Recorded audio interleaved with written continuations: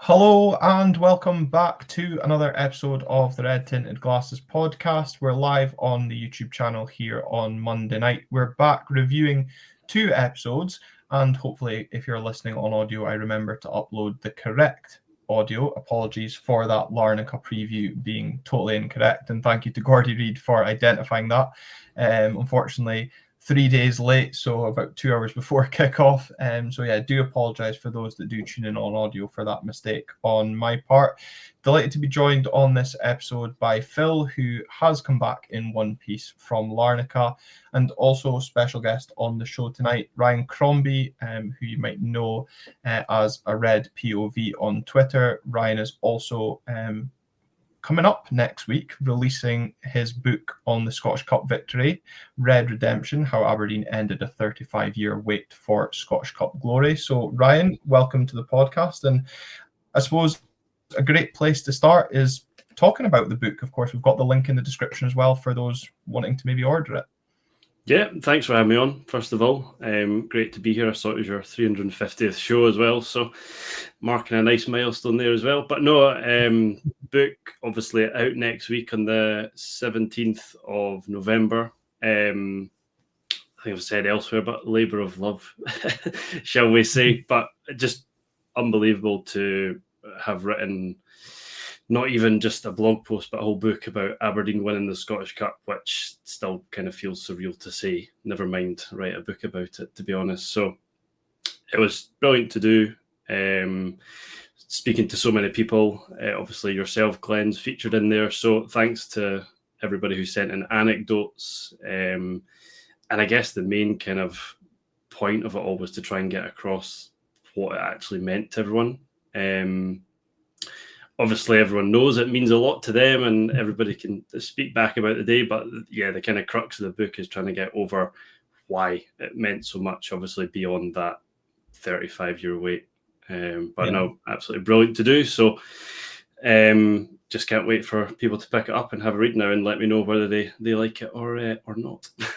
Yeah, and I think that was the thing when I was, writing the anecdote back to you and kind of recalling what, as you say, what it actually meant the whole day, not just seeing Graham Shinney lift that trophy. Phil, obviously, we did the live episode reacting to us winning the cup, and the emotions were there. And I'm sure Ryan's book is going to get the emotions flowing and everybody reliving that memory as well. Ryan, who was your probably favourite person to speak to when you were drafting this up, if some of the legends that you have reached out to?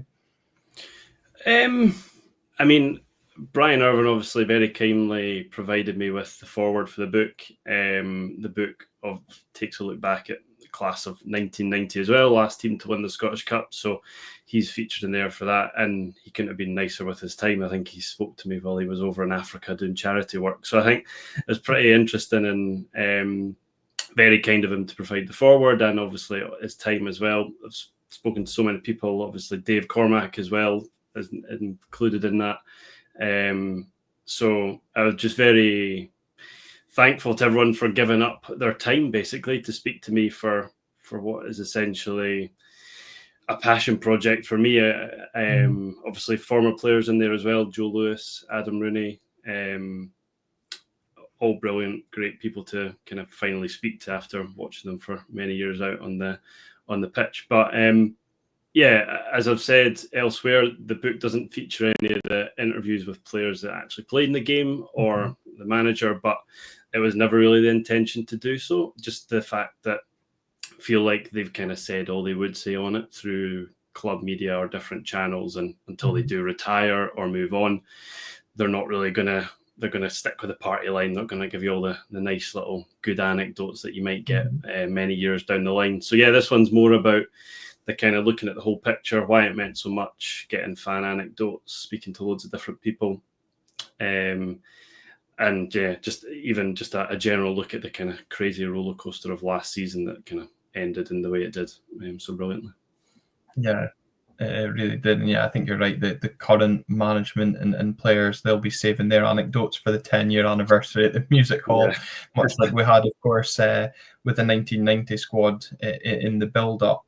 to last year, well, this year's final, I suppose, depending how you want to look at it. But no, Ryan, really excited to get my hands on the book and see what it's all about, and obviously the passion that's gone into it, I'm sure will be relayed in the pages as well. So well done on that. And obviously throughout this episode, we're going to get your thoughts on current affairs, but Phil, we'll throw to you because you are back from Cyprus. That's where we'll start on this episode, reviewing that draw in Larnaca.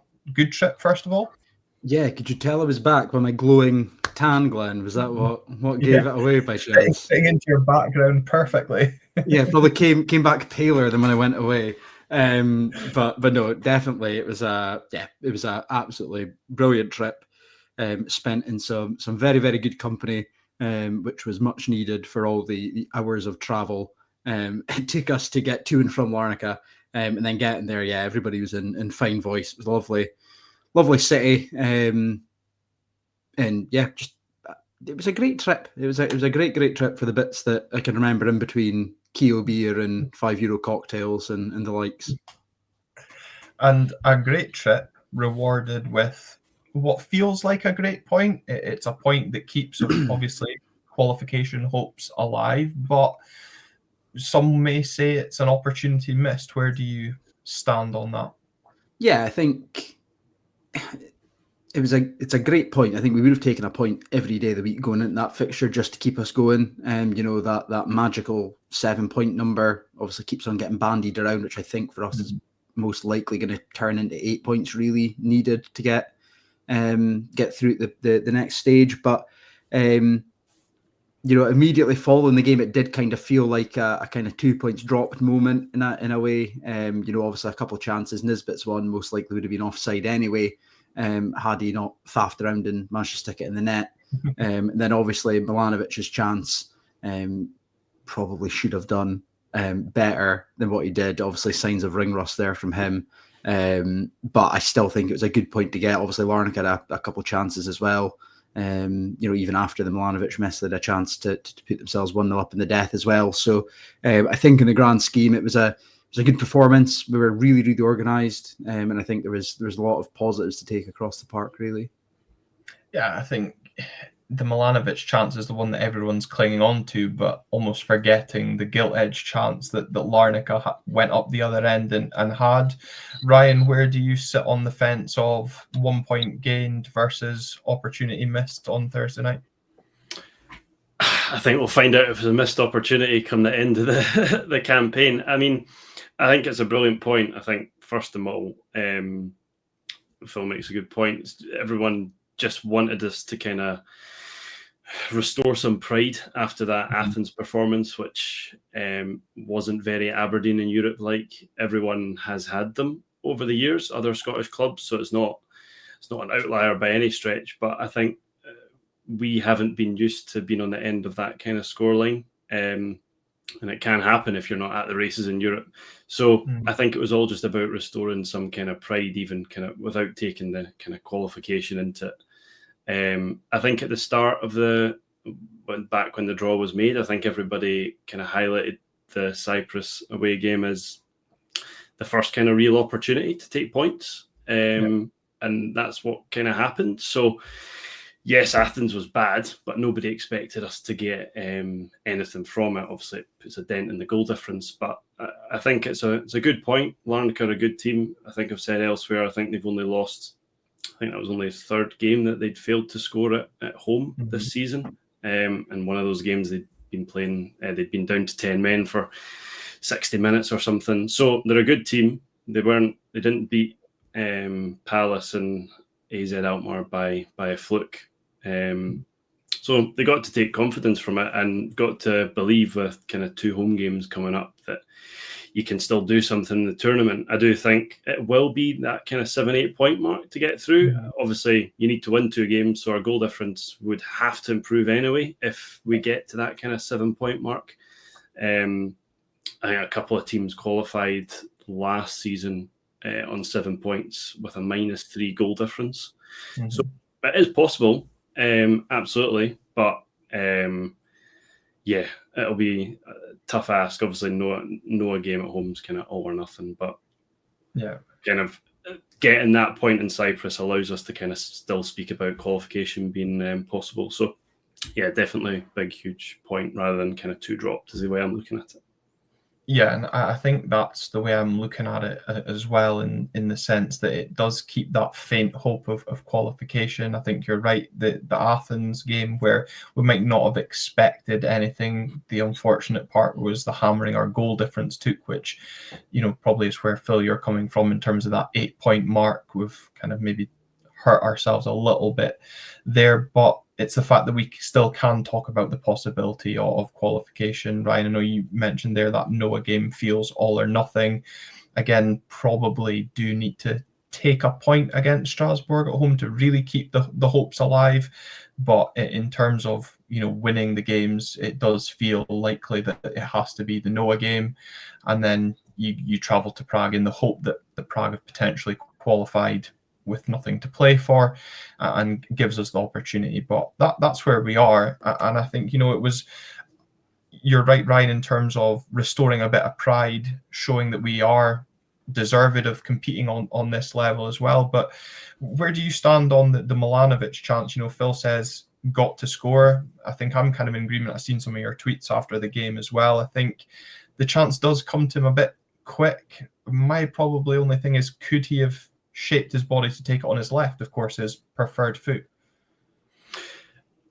If you're going to win in Europe, that's the kind of chances you need to score. I think that's the way I look at it. You're not going to get better you're not going to be able to walk the ball into the net away in Europe. So score that and you win the game. Not saying it's an easy chance, but it's the best you're going to get in Europe. And fair play to Eskinen. I thought he's had a bit of a rough time of it of late, but he kind of created that all by himself. And if it had gone in, everyone would have been raving about the kind of setup play. So kind of credit him for that. But Milanovic is a difficult one as well. He's not played a lot of football. He's hardly up to speed. And then you're asking him to tuck away the ball. But yeah, he's got to be scoring. And because he doesn't, you don't really deserve to win the game.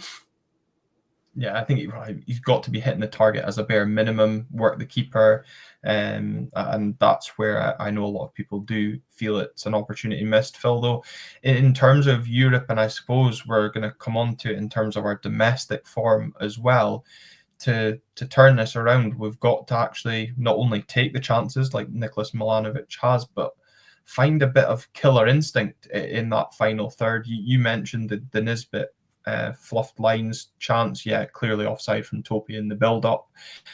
But it's that final third, whether it's the final pass, the final shot, the final ball, it's still severely lacking at this moment in time. I think we've actually got the worst goal-scoring record in the league, yet still up there with one of the top defences. It's not working in the final third yet.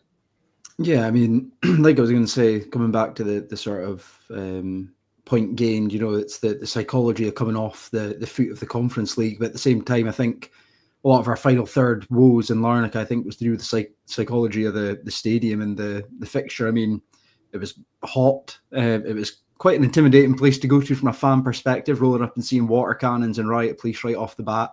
Having the likes of Dylan Lobban making his sort of first flurry as a start at right back against them in Europe. So, I think there was a lot of factors there, and I think Ryan was right to point out the impact that Toby had when he came off the bench. I think we really saw that sort of desired drive and end product we've been wanting to see from him. How often we get frustrated that he doesn't take on his fullback, that he doesn't seem to burn past anyone and look to get the ball in. So I was really pleased to see that from him. But it's certainly something that needs to be improved. I think we were just overcomplicating it at times. Was maybe a gripe I had with Carlson. An absolutely astonishing player to watch.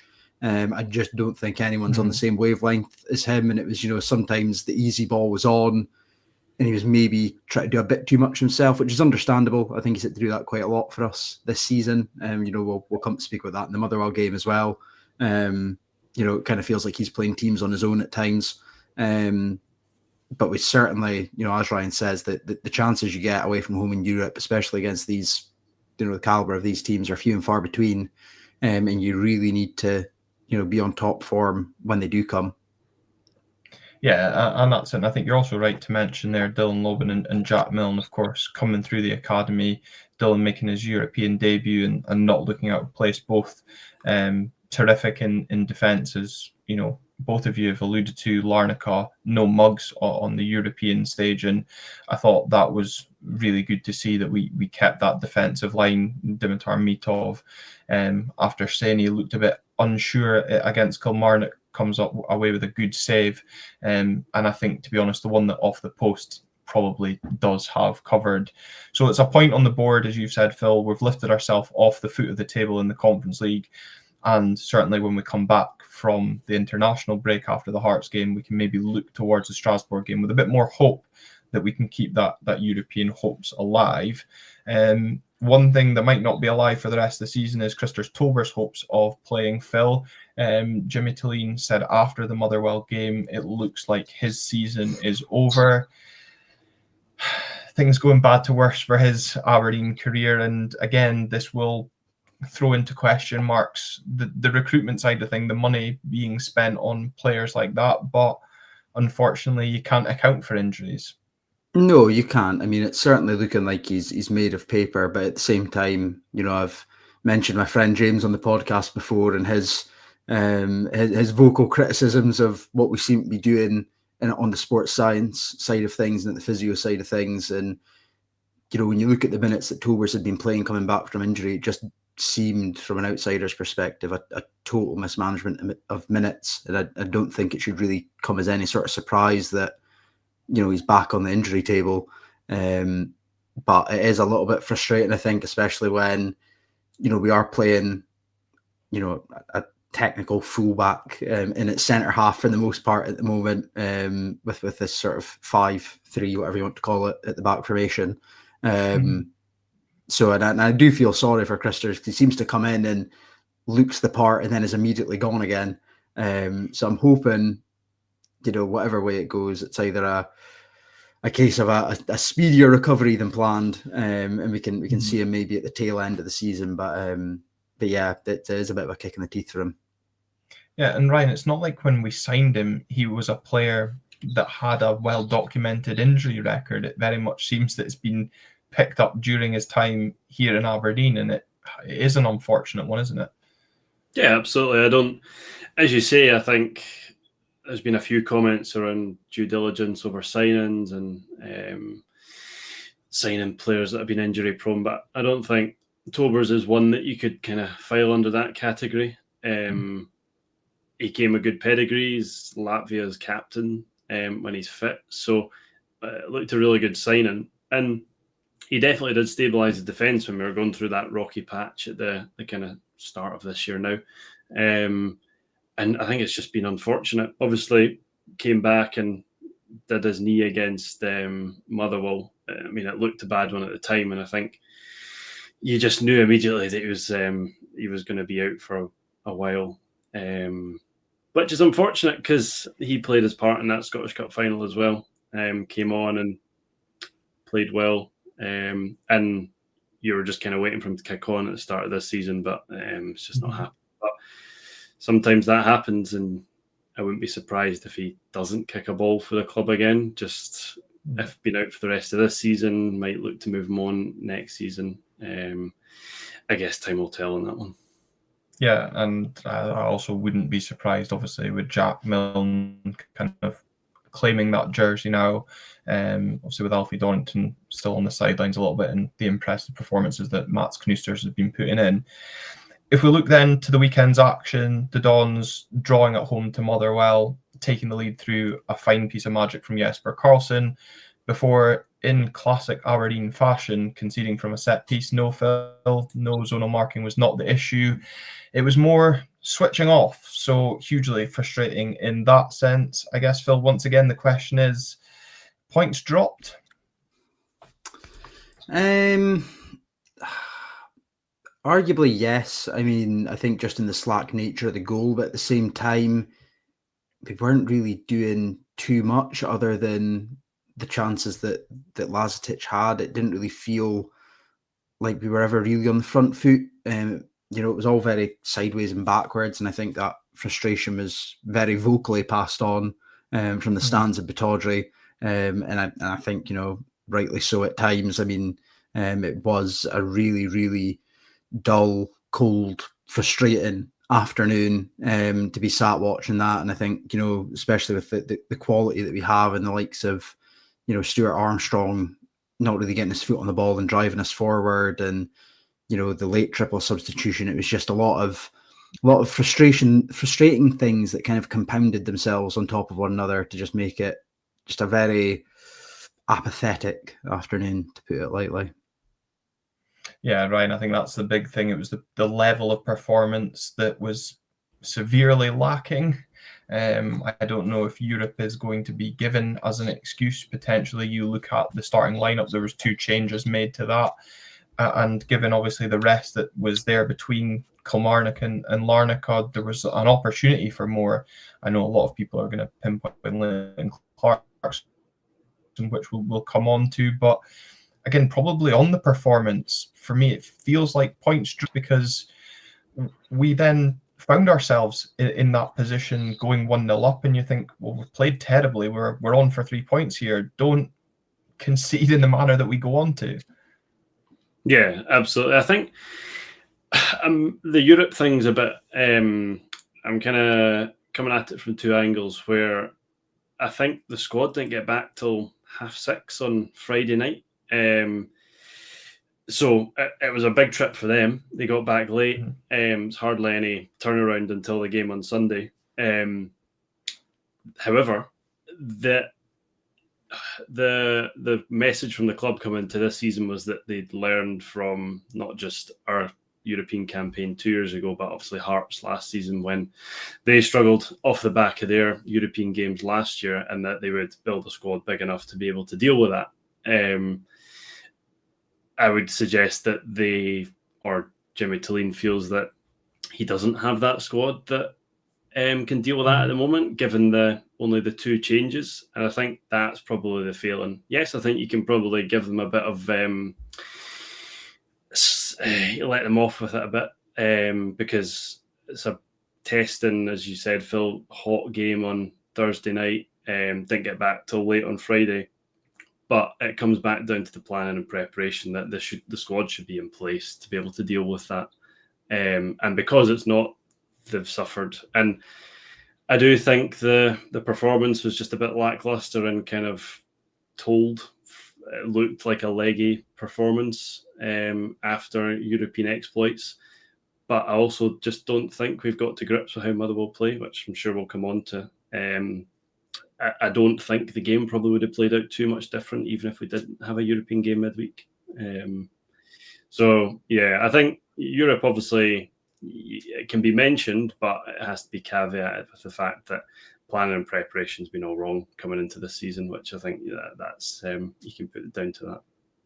Yeah, and I know he's now not a part of the club anymore, but I think you're right, Ryan. That interview that Stephen Gunn did is going to haunt the club with these kind of European hangovers, if we want to call it that, because they said they would be better prepared to build a better squad. And whether it's Jimmy not trusting the players or, as you say, maybe doesn't feel they're suited to it, remains to be seen.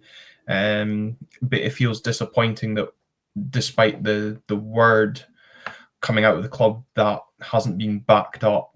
And the level of performance that we saw, I think you're right, Ryan, to highlight that it wouldn't matter if we freshened up the midfield completely. I think it was a surprise probably to see Stuart Armstrong playing. I actually kind of skimmed the team and thought he'd been dropped for Graham Shinney. Didn't realise we'd put both of them in until they both walked out onto the pitch. And yes, we're now going into an international break, so people will say in the comments, I'm sure, that they should be fit enough and able to play another 90, but it was an energy sapping 90-minute performance in Cyprus, I'm sure. Phil, were you surprised to only see the 2 changes, and maybe more so in that middle of the park? Because Graham Shinney is going to be the big question mark for me. I thought Athens showed he was past it in Europe, and I'm going to say the first 45 minutes against Motherwell showed he's past it for me starting as well. I thought the game just passed him by, and that also, going back to what Ryan said, allowed Motherwell to just dominate the middle of the park and get their passing football on top of ours. Yeah, I mean, I think with the way that Motherwell set up in that sort of very traditional Scottish style of a 4-2-3-1, I think really helps them. They were overloading the midfield as was, and really we only have two bodies in there, in Armstrong and Shinnie, neither of which are really the most mobile these days. And I think that really showed with how easy they were able to play through the press. I think, John makes a good point about Shinnie and Armstrong. I don't really think we've seen them work well together thus far. So a very interesting pairing to put in. Like I said, I do think it passed him by a lot. I know that McLean didn't have the best game in the world, but I think he was more interested in yelling at him than trying to make an actual meaningful impact on the ball. And like I say, I think the shape really doesn't help it. The gaps between the midfield and the front line are just far too big that there's just nothing for anybody to go on. And like I say, I think that's maybe why we're so backwards and sideways at times, because there just isn't that mobility in the side compared to even like the likes of Motherwell. And sort of how willing they were to try and create spaces and really connect their play up. So yeah, not the greatest game from him or Armstrong as well. We've Shinnie's maybe coming under flack, but I feel like Armstrong also equally did nothing other than these little one-touch passes backwards, which really started to wind me up by halftime. And I think halftime you could have probably taken off more than just the two that he did. I also think Shinnie in by Pulvaran, well, more the performance he was having was affecting Dante. As you said, and I agree, I think Shinnie was more interested in re-refereeing the game because Stephen McLean had very little control of it. John Keel also going on to say that Shinnie is probably our best left back, which isn't great. Gyamfi Ryan didn't have the best first 45, picking up a booking early on, and probably lucky to see halftime, given he rode his luck 3 times on that main stand side. And I'm very surprised, given how Stephen McLean was refereeing the game, didn't go to his pocket again. Again, that was an opportunity to potentially shift things about. Graham Shinnie could have gone into that positioning, Jimmy Tilley-Knox for Gav Malloy instead, and put the likes of Leighton Clarkson into the midfield. Again, as I said, there's going to be question marks around Leighton Clarkson's lack of involvement, but thoughts on that performance from Gyamfi? Because, of course, kind of coming in from the cold off the back of an injury we saw in the last 10 minutes against Larnaca as well. Yeah, I think it's probably unfair to kind of judge him on that. He's obviously, I thought he's looked good when he's played previously. Obviously, it wasn't a good performance. Motherwell completely isolated him and he really struggled to kind of get to grips with the balls in behind, whether to press or whether to sit off. And Motherwell completely exploited that, which they are good at. I think he is better going forward. And when he's hitting the byline, getting balls into the box, and the game, just the way it ended up, it wasn't really, he kind of had to sit back in a shape and use his brain a bit more rather than driving, bombing forward, getting balls into the box and kind of link and play up the top end of the pitch where I think his best kind of game is suited to. So, yeah, I totally agree. He was lucky to stay in the park. It was a really poor kind of performance from him, but I think it would be unfair to kind of judge him on that kind of 45 minutes. And I think, well, it definitely best is yet to come from him. As you rightly point out, he's just back from injury.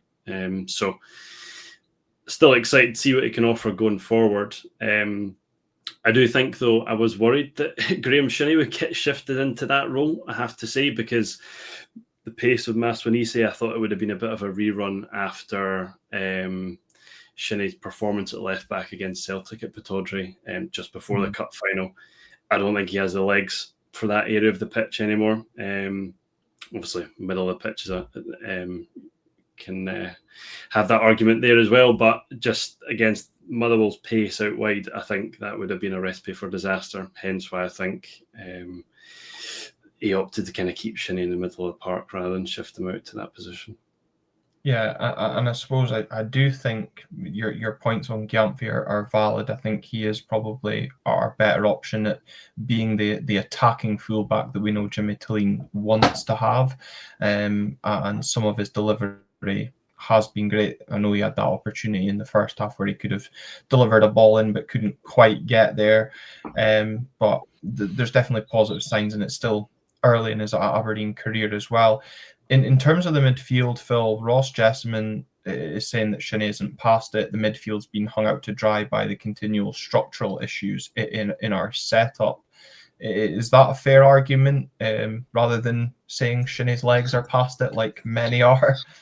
Yeah, I mean, I don't think we can make I don't think Shinnie as a player's past it. I think his legs aren't what they used to be. And I think Shinnie very much has that, I guess, mold that everyone kind of knows him as, that sort of, runs for 90 minutes, puts himself about in, with his, illness and his age, we should probably not be surprised that he's at this point in his career.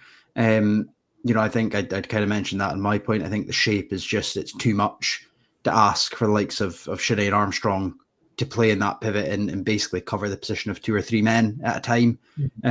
So again, I don't think we can probably be shocked that it does appear that we get overrun so easily, and that our midfield is so easy to bypass at times. But yeah, I mean, if anyone was on the plane with me back from Bucharest and saw me playing FM26, I think all I did every game was criticise Shinnie in the hope it would relight his fire. So maybe that's what we're trying to do here. Well, maybe some things have got to click, and it'll be interesting to see what work's done in the international break, because it does feel that we've not quite worked out the best midfield. We're still not maybe quite worked out our best forward play, of course, as well, as changes were made to that front three. Lazetic, I think most would have been happy to see continue up front, Ryan, but Sunday just not his day. But again, the chances that he was missing, had it been a Kevin Nisbet, who's again yet to have any impact since rejoining the club, or Yengi, would be getting lamented for had they missed. It was almost like Lazetic has afforded that little bit of grace given his goal against St Mirren. Yeah, I'll do the classic line and say that it'd be more worrying if he wasn't getting into those positions. Right. And I think his movement off the ball is very good. And I thought aside from that kind of missed opportunity, his hold-up play was pretty decent. And he's got a pretty impressive turn of pace as well, which I didn't expect of him. But again, it's I guess you could say it's a project player, but he's not played a lot of football. He has come in and actually probably done better than I think I expected, given the kind of weight of expectation that came in on him to solve our striking issues. And he's still a young guy. He's going to miss these chances every now and then, but I do think there's a really good player in there. So I would be sticking with him as our kind of first choice number 9, because he's shown what he's capable of with that goal against St Mirren. And yeah, I just think he has a lot to offer in terms of his all-round game, other than just getting the ball into the net, which I do know is the most important part of the game. But yeah, I like what Lazetic has to offer, and I think he himself would have been pretty raging that he didn't manage to bury that chance.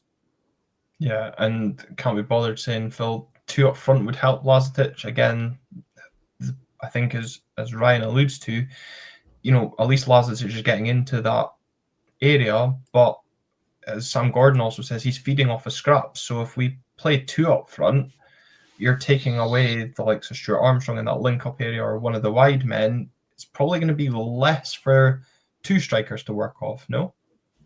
Potentially, but then you could also argue you're maybe taking one of the defenders out and going to a 4 at the back and, potentially keeping that midfield the same, those wide players the same, and just adding in an extra forward. I think, as Ryan said, I think nobody can doubt that Lazetic is a very, very hard worker. Again, I wasn't surprised to see him sort of breathing out his arse coming off against Motherwell, because he did do a lot of, trying to lead the press again, which was another frustration. It always seemed to be just one man pressing at a time, and it was just far too easy for Motherwell to play out of. But The chances will come, and hopefully the more chances that do come his way, he builds up that confidence, because like I say, there is a player in there, and I think he is just extremely isolated up that top end of the pitch just now. I mean, how often did he pick the ball up after winning a knockdown and there wasn't really anyone ahead of him, or there was only one option? You know, it was either a Carlson or Keskin later on in the game, maybe making a run in behind, and that was all he really had to go for. And I think, you know, you could probably see that was frustrating him a little bit, even as much as you know, he was trying to get the crowd going with his chant from Larnaca in the red shed. So yeah, I like Lazetic. I think at least now for me, he offers more than what Nisbet has been in terms of that work rate. I feel like Nisbet doesn't offer that same sort of level of energy, which especially in the position we're in just now, where we do seem to have to work really hard to get the ball back at times. I feel like he seems like the best option just now. Yeah, and I think that was the frustration, is what he isn't offering off the bench in Kevin Nisbet right now. So for all the work that Lazetic is doing, and as you say, running himself into the ground, we're then not getting that same, in my opinion, effort from Kevin Nisbet. One thing though, Ryan, that Phil mentioned there was the press and how easy we let Motherwell get out. And that was a frustration that I had as well, given some of the comical goals. I know Rich coming from us, that the Motherwell have conceded with their desire to play out from the back. It didn't feel at times that we were pressing as a unit. It felt a bit disjointed all over the pitch at times yesterday as well. Was there frustration from you in that aspect as well? Yeah, definitely. But I think that comes back to the kind of post-European performance and why you needed a few more changes in there, because Motherwell had a whole week to prepare for the game. They're very good with the ball. They remind me of a European team that we'd come up against in qualifying and really be surprised at when they turn up at Pittodrie and pop the ball around and struggle to get the ball off them, because they don't have much end product, but that kind of back to middle, they're excellent. Just being able to keep the ball, and for us to kind of press them high and maintain that and win the ball back high up the pitch, your energy levels need to be top notch, and they just weren't. I think the kind of fitness issues have kind of plagued us since the start of the season, to be honest. But I think I have to be honest and just say Motherwell are better with the ball at their feet than we are at the moment, and looked like they relished the opportunity to come press us high in the first half, pop the ball about. And I mean, yeah, we were lucky it was 0-0 at half time. And that's where all the frustration comes from, because we're at home against, and no disrespect to Motherwell, but you want to be on top, you want to have the ball, you want to be creating chances. But the way Motherwell play, they don't really let that happen, which is credit to them. But we need to be better at finding a way to kind of combat that and kind of knock them out their stride. It was just a little bit too easy for them. It was, and I think you're right to say, with no disrespect to Motherwell, and I'll add in there Livingston and Falkirk, these three teams coming to Pittodrie, we should be taking more than the 2 points that we have done. And that's a big frustration as well. Europe are not on the back of those games. It's not good enough. And, you know, going back to the fact about how well Motherwell have played, you know, I know people are going to draw comparisons between the two managers, both coming from kind of the same regions and trying to implement the same style, Phil, and people saying Jimmy Clean's not managed to do that, but also he's not managed to counter the Motherwell style. That's the third time we've played them in short succession this season, and we've still not worked out like we look like we know how to beat them. Yeah, and I mean, I think there's kind of a trend of that, you know, in Jimmy's tenure at times, not really kind of learning from previous encounters. And I think that was a trend within the game as well. I mean, the Motherwell goal obviously came from a quick corner, you know, drawn shades to the Origi goal against Barcelona. But that was about the third or fourth set piece that Motherwell had taken quickly that game. There was a corner, I think, in the first half that had gone into the box unopposed in the same sort of fashion. A free kick, which was lucky to be taken to be pulled back because Elijah Just, the player that scored for Motherwell, was still down on the ground. But again, it sent them in behind a 1-on-1 with Mitov. And we just never seemed to pick up on that or try and keep our wits about us to be able to react to that. And I think, again, we're going to keep on saying it's a frustration because it was just a frustrating old afternoon. But, that inability to kind of learn is a bit of a worry and a frustration for us as a club, because it's something we really need. And it's something that everyone's kind of harped on about since last season is, we appreciate it's a new league for Jimmy, but, he's been there for a season and a bit now. He's got to kind of have that understanding and that ability to adapt to these situations. Yeah, and well, he's saying he's learning from things, and I suppose we've already spoken about Cyprus, and he said he would learn from the game in Athens. He showed that over in Cyprus, and hopefully he starts to learn from these league games. One thing that we are learning, Ryan, is just how good Jesper Karlsson is and how lucky we are to have him at the club. And it was another fine finish. I'm sure Motherwell fans will be disappointed at the concession of the goal. I actually think, if memory serves, it was Dante Polvara's pass through to him, which I think is getting a lot of, was actually being missed completely, because I think it's a quality ball. But again, another good finish from Jesper Karlsson, and just adding to his profile during his time here. Definitely. I think I'll be honest and say he's frustrated me a bit over the last kind of 2-3 games. But that's why he's here, and that's why he's on the pitch, is because he can do stuff like that. So if he's going to be frustrating for a couple of games and then do that, I'm happy for him to continue doing so.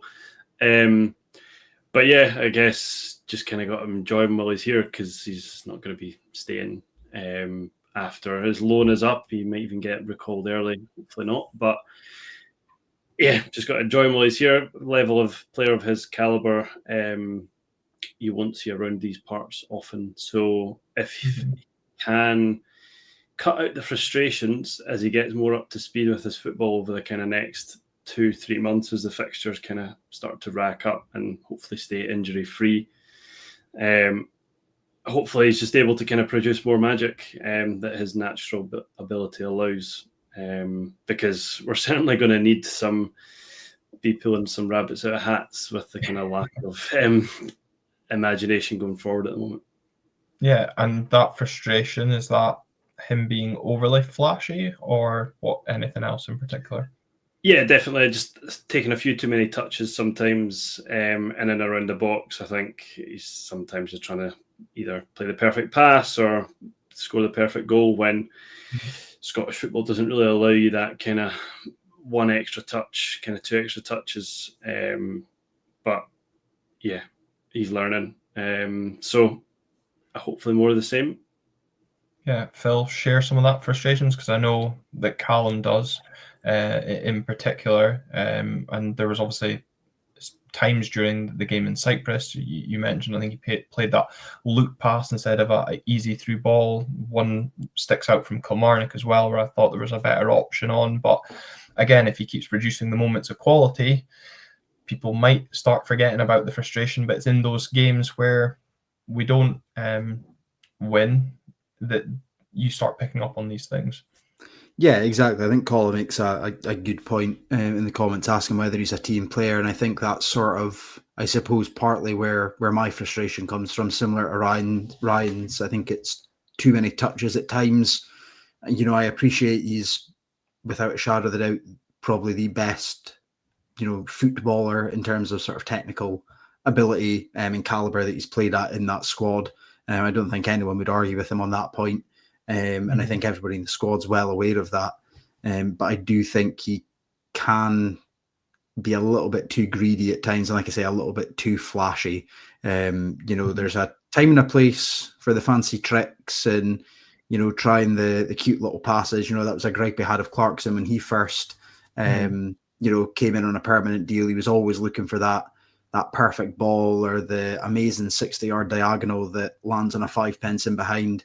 And I think, sometimes the easy little slip pass into the channel's better than 8 step overs and a ball into nothing in the box. So, I do share the frustration, but like Ryan says, I think he is a wonderful player to watch. When he does pull out like the goals against Shakhtar, the goal against Motherwell, he is a fabulous player at the end of the day.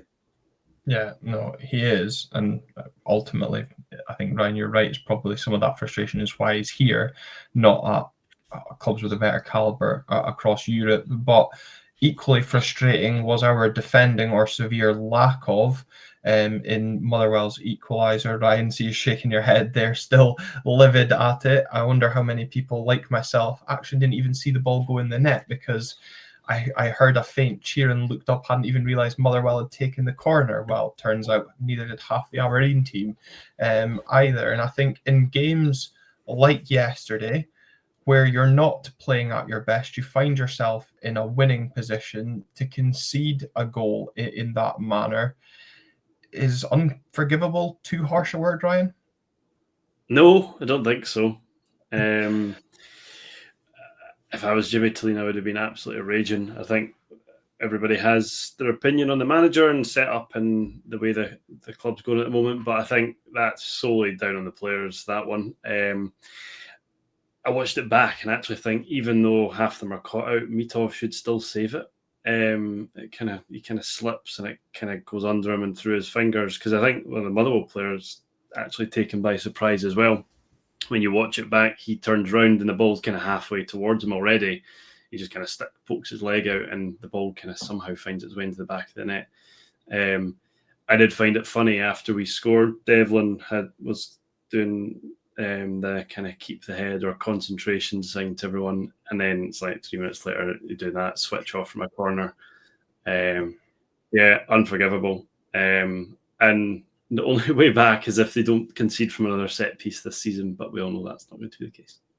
No, Phil, well, that's absolutely not going to be the case, is it? And it is just massively frustrating that, for the storm as such that we weathered at spells during the first half, the way we get ourselves ahead in the game to concede in that manner. I think, we're going to come on to the talk around the manager, but I'm in agreement with Ryan. Doesn't matter who your manager is, that goal that we concede is fully on the players. Yeah, absolutely. I mean, I just couldn't quite believe it. I mean, so much of Sunday's performance was a team of individuals and not a coherent unit. And then somehow at the corner, it was the one time we were a coherent unit because not a single bloody player paid attention. It was so strange. I mean, like watching it back today, and it's sort of, you get a faint reaction from, I think, Lazatic, where he kind of goes, oh shit, somebody do something. And I don't think anyone, we're all at 6s and 7s at that point. And, like Ryan says, I think Mitov probably has a little bit of the Chris Packett wrists about him there and should maybe keep it out the net and doesn't. But that is entirely on the players. Like I said earlier on as well, it was, the second or third set piece Motherwell had taken quickly. And it was just real amateurish to switch off in the way that we did. One thing, Ryan, so we've spoken about what's on the players, what's on the manager.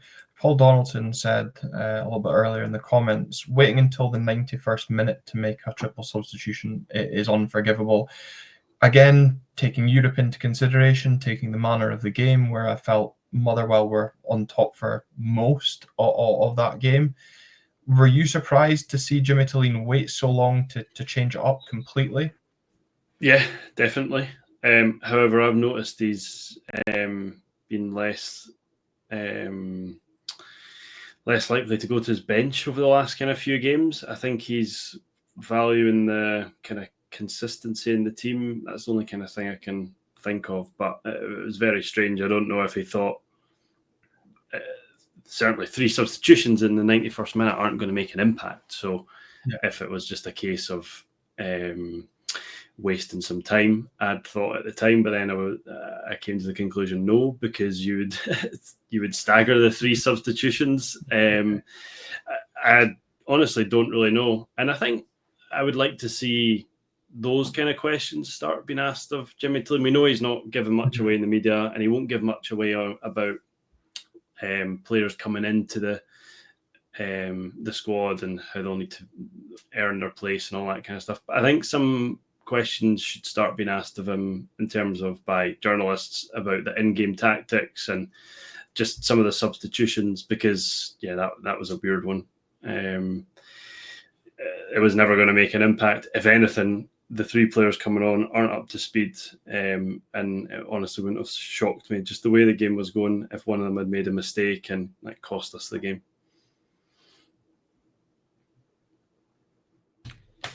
Yeah. Yep. No. Yeah. No. Absolutely, and that's probably a little bit harsh on my points. Saying Nisbet had very little impact, because I think you're right to say that none of them could have had or made an impact when they came on in such little time. And I think it's right that those questions are beginning to be asked by the likes of Chris Harvey, Tyrone Smith during these press conferences, even Ryan Krill as well. But Jimmy Tillene's not a man that's going to give anything away to the media, and he'll very much keep his cards close to the chest. But Phil, we also saw it in the game against Kilmarnock as well. Ryan may be saying he's trusting those players that are on the pitch to see the game out. But certainly in home games, we weren't winning that game like we were in Rugby Park. He's got to trust his bench to go out there and turn that 1 point back into 3 after giving the goal away so cheaply, no? Yeah, and I think the game had been crying out for substitutions for a while. Like I said, Lazatic had been looking done in for a while. Shinnie had been looking done in for a while. And the fact those changes didn't come till the 90th minute just don't really make much sense to me. I think especially when you look at the fact Motherwell were dominating the midfield as was, just with the way they're set up, and they freshened up their midfield as well by bringing off one of the holding midfielders. It's just... It just doesn't make sense. Like I say, I'm not a UEFA A-licensed coach.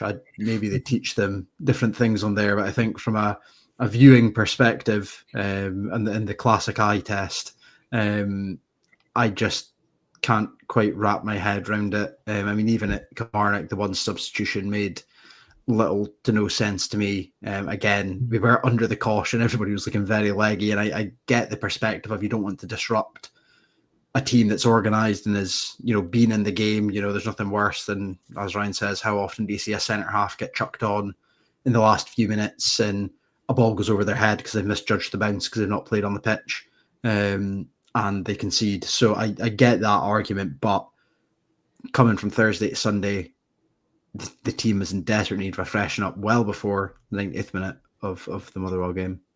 And the thing as well, I didn't understand, as I said, we're going into an international break as well. So it's not like we had a European game coming up on Thursday, a league game midweek, or a game the following Saturday. That was the opportunity to change it, use the squad, use the likes of Leighton Clarkson, Hjartansson. My other kind of frustration as well during that first half when Gyamfi was making foul after foul, and you could sense the crowd thinking, there's a red card coming here.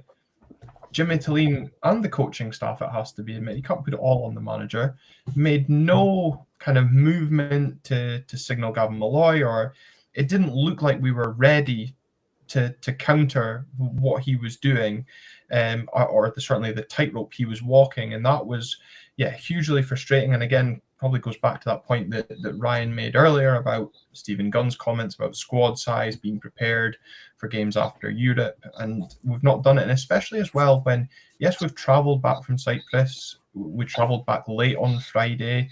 But we've got a lot of home games after European fixtures. We're not then having to go and travel back down to Glasgow like we do after Prague to play Celtic.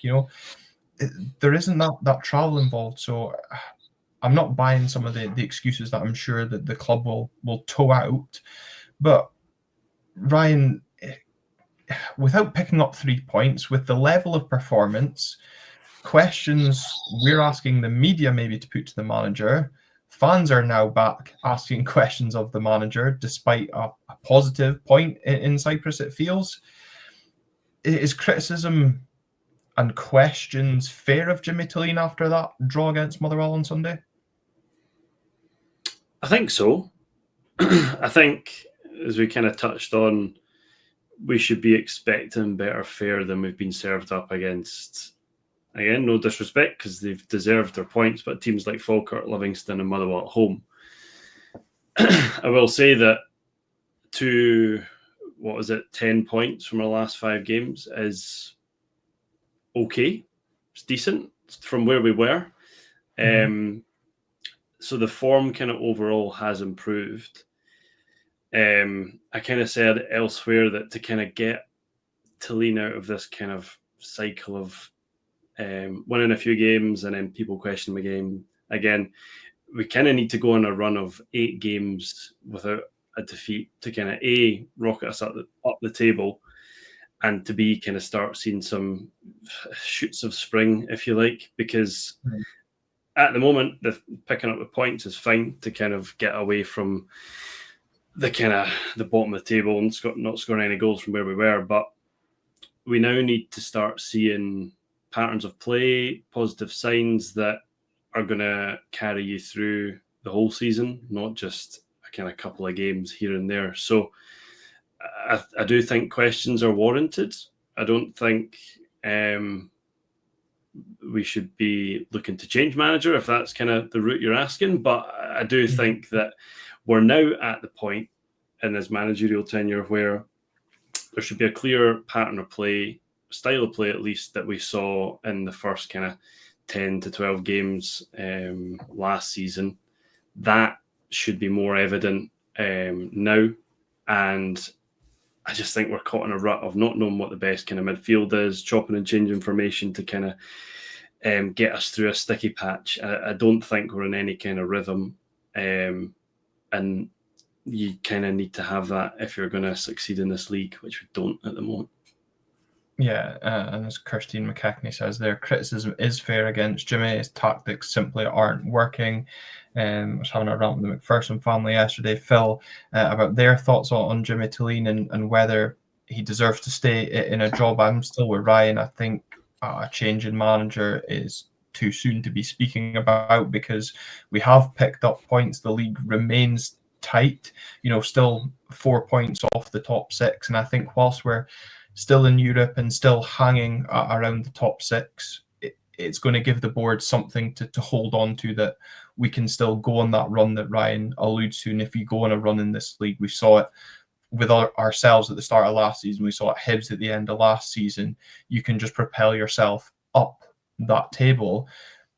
But on another point, which we've kind of circled around during the podcast, and is the style of play. We've kind of lost our identity under Jimmy Tulin, which is why people are looking at Motherwell and how they played.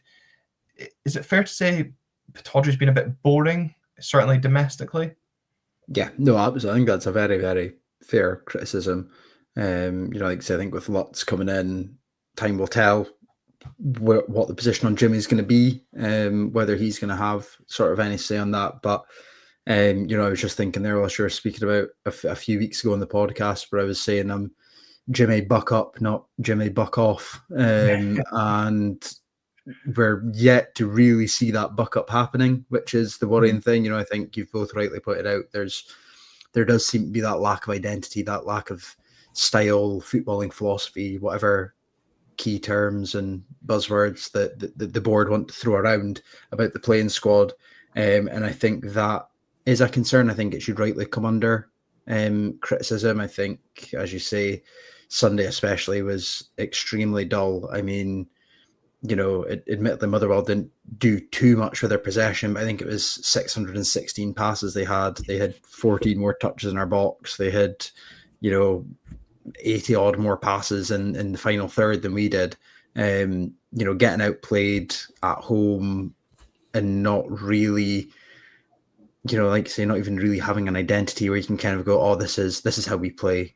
We soak up the pressure and then we do something with it, because we did nothing with it whenever we soaked up the pressure. So it just kind of felt you just had nothing to get behind. I think, this was the thing as well, our lack of shots, even testing the keeper from outside the box, it just gives the crowd something to kind of latch onto and try and get themselves up for, get off their seats for, and we just never really had that either, other than the odd moment, Dylan Lobban or Carlson would maybe go past a player, and even that was few and far between on Sunday. And even, Dylan Lobban obviously squaring up to Callum Hendry as well, that got the crowd going. But I know people are questioning why nobody else from the squad jumped in to defend. Dylan is there, but Graham Shinney going in, getting his standard booking for a late challenge. Personally, from where I was, didn't see what he was complaining about. I know a few people thought the Motherwell player was a bit theatrical, but it comes back to that identity, Ryan. And I know a few people are saying on the back of our discussion there around we need to go on a run. Have you seen anything, or is it fair to say there hasn't been anything to suggest we could go on this run? Because when we come back from that international break, the games are very much coming thick and fast. No, I don't think there is too much there at the moment to suggest we can go on a run. However, I will caveat that and say I feel like to do that, we almost need that bit of breathing space between us and the bottom of the league. The start to the season was so disastrous that it just immediately puts you on the back foot from the get-go. And as we saw last season, this team aren't that great when they get into that rut. It's very difficult to get out of. You can flip that and say, let's be thankful that this season it didn't last for 14 games. And hopefully things start to kind of pick up as we go on, and there is positive signs there. There's been good defensive displays. I think what we need to see now is a bit more of what we saw in that game against Dundee. Starting to look like it was more Dundee being bad than us being good, but we need to start beating teams by a couple of goals, good attacking performances, pinning teams back. At the moment, that's really just not happening, and we're kind of getting by with the skin of our teeth. Which probably is a bit unfair because there is some good defensive displays within that, and leveled at this team that they aren't scrapping and they aren't able to scrap and fight for points, which they have done over the past kind of 5 matches. But yeah, that kind of next step now is what we've touched on. We need to start scoring more goals. You said that we're the lowest scorers in the league. That needs to change. We need to start beating teams by a couple of goals. And I think you'll start to see a bit of a better team if that happens. But at the moment, it's all a bit up in the air, isn't it? It feels up in the air. And your point about scoring goals, it is the concerning one for me right now, and I said it yesterday to Ian during the game, Phil, that you look at our lineup and you couldn't probably say with confidence, apart from Jesper Karlsson, he's scoring today. And even when it comes to Karlsson, you're wondering if that's going to be a penalty or a moment of magic. Yeah, absolutely. I mean, it's worrying when we've got a worse goal difference than Livy. We've or not necessarily worse goal difference, but we've scored less goals than Livy. A newly promoted team who are relying on Stevie May up front. So, maybe we should bring back May 83. Who knows? Maybe that's the cure to all this. I don't think so. Maybe now he's lost the hair, it's given him a new superpower. But yeah, it doesn't feel like we've got that goal out of nowhere. And strange as it was at the time, that was kind of what Morris and Pape gave us. It was kind of that injection of anything could happen when they're on. And I think John's maybe popped that in the comments, where it doesn't feel like we've really got that game changer for us at the moment. Karlsson maybe falls into that bracket in the sense of, he is such a technically gifted player that he could pull something out of nowhere. But even at times, it doesn't feel like he's able to do that. And I do think that sort of well drying up for the goals is a big concern. Yeah, huge concern for me.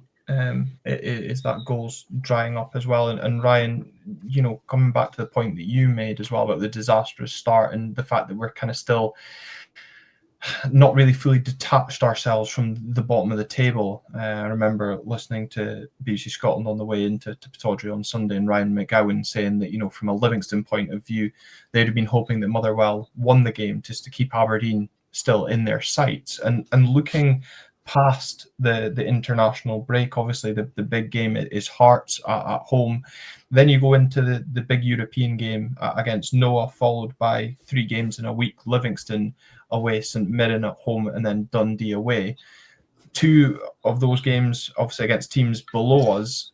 It's a possible opportunity for us, on top of, I think, Larnaca in there before we head to Prague, to put points on the board and start looking up the table. But that's very easy for us to sit here on paper and say we can do when the goals are drying up and performances haven't quite been there.